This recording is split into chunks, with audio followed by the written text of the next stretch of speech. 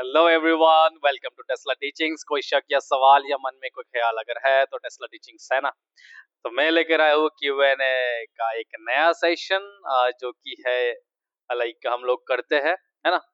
और इधर आपको पता है ना, ये पार्ट 3 है। ऑलरेडी हम लोग का 2 पार्ट निकल चुका है, ठीक है, Q&A सेशन का। और ये Q&A सेशन हम उन बच्चों के लिए करते हैं या फिर उनके लिए करते हैं जिनको डाउट्स रहता है कुछ, तो वो सवाल पूछते हैं, उनका आंसर देने की कोशिश करते हैं। हम लोग जितना हो सके हमसे उतना ही करते हैं। अब हम तो उतना जानते हैं नहीं, बट ट्राई करते हैं कि जितना आता है उसी में से कुछ आंसर्स हम लोग अपने कॉन्सेप्ट से या जो भी नॉलेज है उससे हम लोग देने की कोशिश करते हैं, ठीक है। तो इस बार जो क्वेश्चंस आया था, 2-3 क्वेश्चंस था, तो वो हम लोग देखेंगे, ठीक है।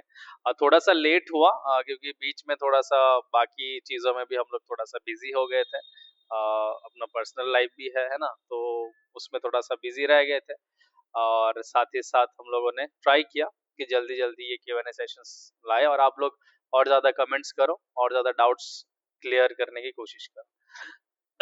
तो पहला जो क्वेश्चन था, तो इसमें ये हिंदी में क्वेश्चन है।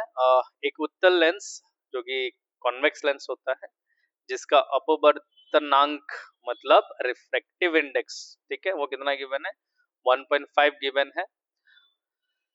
उसको 1.6 अपवर्तनांक वाले तरल में डुबोया जाता है। मतलब एक, मतलब कौन सा रिफ्रैक्टिव इंडेक्स वाला, 1.6 रिफ्रैक्टिव इंडेक्स वाला किसी एक तरल मतलब फ्लूइड में डुबोया जाता है।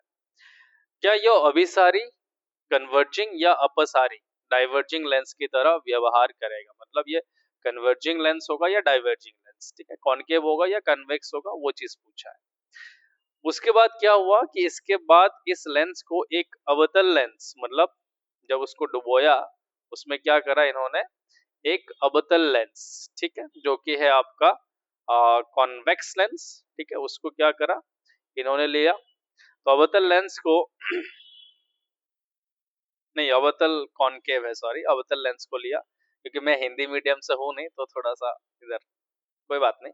तो अवतल लेंस है आपका कॉनकेव लेंस, ठीक है। उत्तल होता है जो ऐसा ऊपर की तरफ बल्जिंग आउटवर्ड्स होता है, तो वो हमारे लिए तो कॉन्वेक्स होता है, बट वो हिंदी में उत्तल लेंस बोलते हैं। अवतल मतलब अंदर की तरफ बैंड हो, जो इनवर्ट कर्व रहता है, दैट इज कॉनकेव, ठीक है।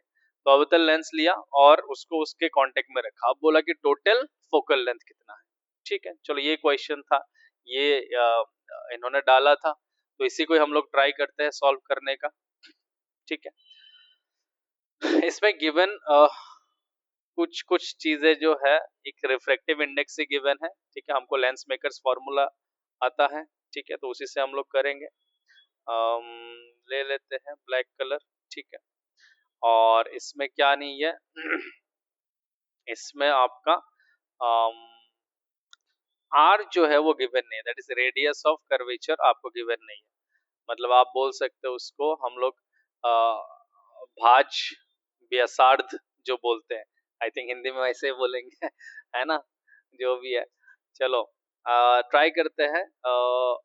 हमको पता है 1/f, अगर मैं मीडियम की बात करूं तो एक फॉर्मूला आता है n2 minus n1 divided by n1, ठीक है, 1/r1 माइनस 1/r2। मतलब लेंस मेकर्स जो फॉर्मूला है उसको इस तरीके से भी हम लोग क्या कर सकते हैं, लिख सकते हैं, अगर मीडियम में है वो, ठीक है ना। एयर के लिए क्या होता है, ये n1 फिर मतलब आपका जो है 1 बन जाता है, तो उस केस में आपका जो एयर का जो इक्वेशन बन जाता है वो क्या बन जाता है, n2 1 माइनस 1 और 1/r1 1/r2, ये बन जाता है इक्वेशन, ठीक है। अब देखो, अब मेरे को तो ये एयर तो अभी गिवन नहीं है, तो मैं इसको अभी मैं नहीं लिखूंगा, ठीक है, इसको मैं मिटा दे रहा हूँ, अभी कंफ्यूजन क्रिएट करेगा नहीं तो। अब मैं क्या करता हूँ, 1/f मीडियम जो है इज इक्वल टू, अब मैं बिठा देता हूँ यहाँ पर, देखो 1.n2 मतलब, हाँ डायग्राम थोड़ा सा समझ लो, लेंस जो है ये 1.5 का है और ये जो मीडियम है ये 1.6 का है, ठीक है ना। तो जाहिर सी बात है, तो ये क्या बनेगा आपका, ये 1.n2 जो है ये बाहर वाला क्या है n1 है, और ये वाला क्या है आपका n2 होता है, ठीक है। और बाहर मतलब n2 माइनस n1 मतलब आपका 1.6, इस तरीके से लिख सकते हैं आप 1.5, मतलब n2 ये है 1.5 माइनस, मतलब इसको इस तरीके से भी लिख सकते हैं ना आप, n2 by n1 minus n1 by n1 मतलब 1, तो डायरेक्टली लिख लो, इतना n1 करने की जरूरत नहीं है। सो 1.6 माइनस इसको 1 कर दो, ठीक है, 1 by r1 minus 1 by r2। Since हमको रेडियस ऑफ कर्वेचर मतलब भाज व्यासार्ध नहीं गिवन है तो हम लोग ये नहीं लिखेंगे, ठीक है। और आई होप आप लोग को दिख नहीं रहा होगा तो मोटा कर देते हैं, ठीक है। तो यहाँ पर 1 बाई एफ मीडियम अगर करोगे तो ये कितना आएगा देखो, 15 बाई 16 माइनस 1, ये ऑलमोस्ट आएगा आपका 0.0625 के बराबर आएगा, ठीक है। ये ऑलरेडी मैं कैलकुलेट किया था। और 1 by r1 minus 1 by r2, तो ये आ गया एफ मीडियम, ठीक है। अब ये वाला पोर्शन को तो मुझे क्या करना है, गायब करना है। तो मैं क्या करूंगा, ये जो मीडियम में फोकस लेंथ है, ठीक है, मीडियम में जो आपका फोकस की दूरी है, इसको क्या करेंगे हम लोग एयर के साथ कंपेयर करेंगे, ठीक है, कि एयर में अगर लेंस रहता तो कितना फोकल लेंथ रहता, क्योंकि यहाँ पे आर गिवन नहीं है तो मैं डायरेक्टली फोकल लेंथ निकाल नहीं सकता, ठीक है। तो मैं क्या करूंगा, अभी इसको रेशियो लूंगा, रेशियो मतलब एक रिलेटिव रेशियो लूंगा, कैसे देखो, इसको मिटाते हैं। हमको पता है कि आपका ये क्या बोलते हैं, जो एयर के लिए 1 बाई एफ एयर, अभी जो मैं फॉर्मूला लिखा था उसमें क्या था, n21 माइनस 1, और इधर आता है आपका 1 by r1 minus 1 by r2। तो इधर क्या बिठाओ, refractive index of second medium with respect to first, मतलब n2 का, n2 कितना था 1.5, सो 1.5 माइनस 1, इधर आ गया आपका 1 by r1 minus 1 by r2, ठीक है। तो ये बना आपका 0.5, 1 by r1 minus 1 by r2, ये हो गया आपका 1 बाई एफ एयर, ठीक है। आपके पास मीडियम का और एयर का फोकल लेंथ आ गया। अब मैं क्या करूंगा, इसका रेशियो लूंगा कि एयर के रिस्पेक्ट में मीडियम का फोकल, ठीक है, रेशियो लूंगा। अब रेशियो लूंगा तो फिर क्या होगा वो देखना है हम लोग, ठीक है। अब अगर जब मैं रेशियो लूंगा तो ये क्या था 0.0625, इसको अपन ऐसे लिख लेते हैं। तो साइड में क्या होगा देखना, 1 by F air divided by 1 by F medium, ऊपर क्या बचेगा देखो 0.5 divided by 1 by r1 minus 1 by r2, और नीचे क्या था 0.0625, 1 by r1 minus 1 by r2, ठीक है। अब ये वाला क्या बन जाएगा, F medium divided by F air is equal to, ये और ये कैंसिल हो जाएगा। अब इसको जब आप डिवाइड करोगे तो ये आपका आएगा 8, मतलब इसके आगे सामने ये क्या था माइनस था ना, तो ये आएगा -8, ठीक है। तो यहाँ से एफ मीडियम जो है फोकल लेंथ मीडियम का वो कितना आ रहा है, -8 एफ एयर, मतलब आपका जो एयर का फोकल लेंथ होगा उसका -8, मतलब 8 गुना होगा। बट नेगेटिव साइन क्या दर्शा रहा है, नेगेटिव साइन क्या बोल रहा है कि आपका जो मतलब लेंस होगा वो क्या होगा, एक डाइवर्जिंग लेंस होगा। डाइवर्जिंग लेंस अगर आप बोलो तो ये होगा आपका अभिसारी लेंस, ठीक है, अभिसारी होगा ना,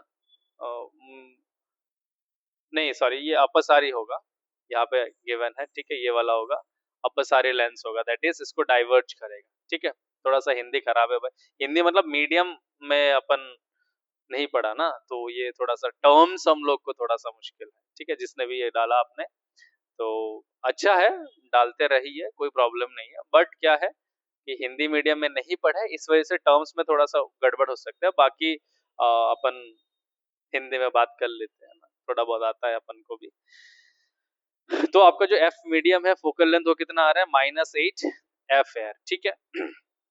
अब आपने क्या किया, आपने दूसरा जो सवाल पूछा उसमें बोला कि इसके बाद इस लेंस को एक अवतल लेंस, ठीक है, अवतल लेंस मतलब कॉनकेव लेंस, कॉनकेव मतलब ऐसे लेंस के साथ आपने क्या कर दिया, इसको बिठा दिया, ठीक है। तो मैं क्या करूंगा इसको, अब हमको एक चीज पता है, जो टोटल इक्विवेलेंट फोकल लेंथ होता है किसी भी लेंस का, जो लेंस के कॉम्बिनेशन है जब हम लोग क्या करते हैं, दो तीन लेंस को कॉम्बिनेशन करते हैं, तो वहां पर जो इक्विवेलेंट फोकल लेंथ होता है 1/f1 प्लस 1/f2 इस तरीके से करते हैं। ठीक है, अब देखो 1/f1 मतलब पहले का जो मतलब लेंस था आपका, उसका तो ऑलरेडी क्या है 1 बाय इधर माइनस आपका 8 f ऑफ एयर है, प्लस सिंस ये क्या है कॉनकेव लेंस है, तो इसके केस में भी फोकल लेंथ क्या होगा माइनस होगा, जो कि आपने ऑलरेडी यहाँ पर 20 सेंटीमीटर गिवन है, तो हम लोग क्या लिखेंगे इसको 1/-20 सेंटीमीटर। ठीक है, तो 1/f, ये 1 नहीं है सॉरी, ये 1 बाय, तो ये आएगा 1/f, और तो ये आएगा -8 f एयर -1/20। तो सिंस हमारे पास ये फोकल लेंथ गिवन नहीं है, तो मैं इसको निकाल नहीं रहा, तो बस ये वाला वैल्यू पुट करने पर आपका ये क्या आ जाएगा, पूरा सोल्यूशन यहाँ से निकल जाएगा। तो मुझे जितना मेरे पास नॉलेज था, जितना मेरे पास मतलब आइडिया था, तो मेरे हिसाब से ये आंसर होना चाहिए। ठीक है, अगर आपके पास इसका कोई दूसरा सोल्यूशन है तो आप उसको भी मेरे साथ शेयर कर सकते हैं।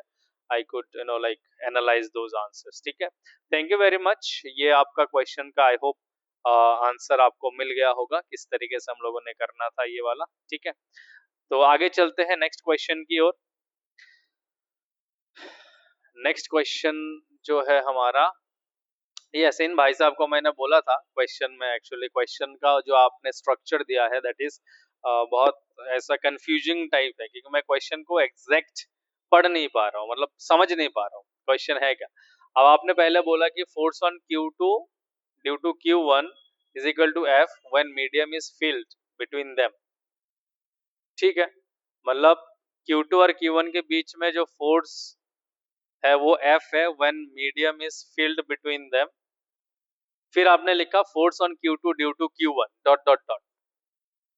तो मेरे को समझ नहीं आया आप क्या बोलना चाहते हैं। And also find what is F net acting on the Q2 charge. तो अगर आप ये बोलना चाहते हो कि मान लो पहले तो जैसे F1 मतलब ऐसा है, Q1 और Q2 के बीच में कोई भी क्या नहीं था, मीडियम नहीं था, एकदम मतलब वैक्यूम था। उस केस में जो फोर्स है वो कितना आता है 1/4πε0 Q1 Q2/r², ये आता है। ठीक है, वेक्टर लगाओगे तो वेक्टर यहाँ पे आर वो कैप वगैरह आ जाएगा, तो वो मैग्नीट्यूड ले लेना, कोई प्रॉब्लम नहीं, इधर मैग्नीट्यूड लगा दो कोई प्रॉब्लम नहीं। ठीक है, मैग्नीट्यूड ले रहा हूँ मैं। ठीक है, वेक्टर का कोई यहाँ पे कुछ नहीं है।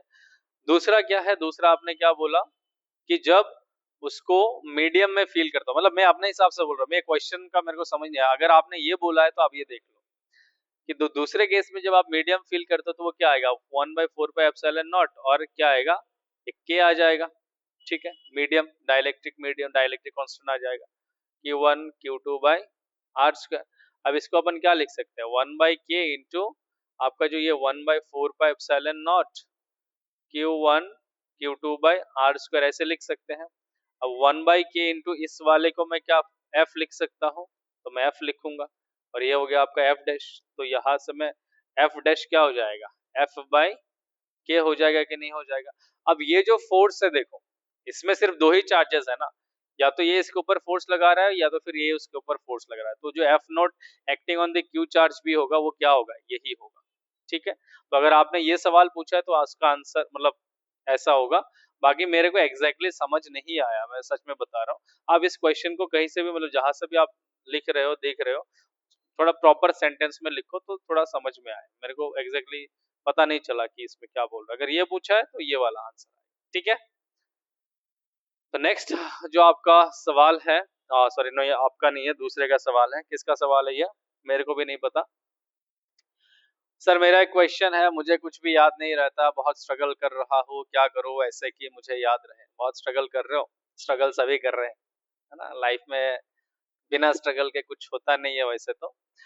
देखो कि याद नहीं रहना ये सिर्फ एक चीज से होता है कि या तो आपको कॉन्सेप्ट क्लियर नहीं है, या तो आप प्रैक्टिस बहुत कम कर रहे हो, या तो फिर आपको मन ही नहीं है पढ़ने का। ठीक है, अब मन नहीं है ये तो नेशनल स्लोगन है, हर बच्चे का स्लोगन है कि मेरा मन नहीं है पढ़ने का। अब मन क्यों नहीं होता? कि आपको उसमें इंटरेस्ट नहीं हो रहा। अब इंटरेस्ट कैसे आएगा? जब आप टीचर से बात करोगे, जब इंटरेस्ट आप पैदा करोगे कि भाई मेरे को ये चीज सीखना है, इसका प्रैक्टिकल एप्लीकेशंस में देखो, ठीक है। और एक चीज है कि आप प्रैक्टिस बहुत कम करते हो, कि आप जैसे सर ने पढ़ा दिया बस उसको लिख लिया, हाँ ठीक है मैंने एग्जाम के पहले पढ़ लूंगा, ऐसे नहीं होता। ऐसे आपको कुछ भी याद नहीं रहेगा। याद रहने के लिए आपको हमेशा क्या करना है, चीजों को रिवाइज करते रहना है।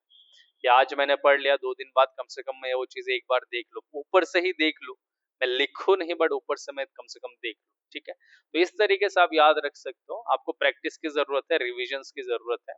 शॉर्ट शॉर्ट चीजें लिखा करो, टेबल के सामने लगाया करो, ठीक है। कहीं भी बैठ लिया, 2 मिनट मोबाइल को थोड़ा साइड में रख के, चलो 3 दिन पहले क्या पढ़ा था, 4 दिन पहले क्या पढ़ा था, उसको एक बार देख लेता हूँ।